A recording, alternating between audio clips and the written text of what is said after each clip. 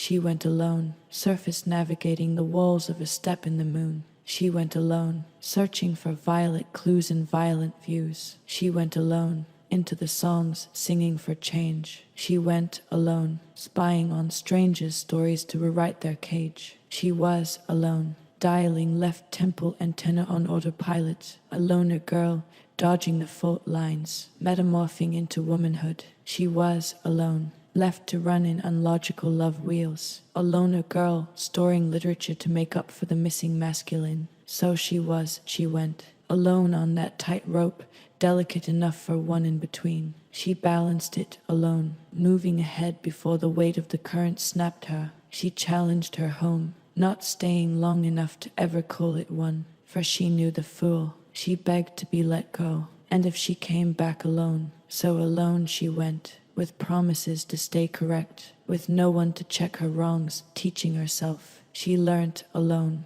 over announcements, over notes and cookies, cracking into her curiosity. She ate alone, feeding her soul. The crumbs of wisdom picked up the table before her. She pushed it alone. She pulled through alone. The tone, by alarm, shook her spirit awake. Now she's at stake to the crusade of belated residuals by the hospitable fake. With her broken wing in storage, she sits on the runway, contemplating the gore if proposed premature. This follows her lure of solitude. This lures her cure of progress. Only she can school her own. This is why she moves invisible, with no other to draw attention. This is how she survived alone, how she builds retention. Now the facts are towed, and swayed towed sweet steps around her, calling the mystery abode, calling the soul home. That little alone voice, and that little alone choice, to perfuse in quantity the quality of loneliness. She did it, alone,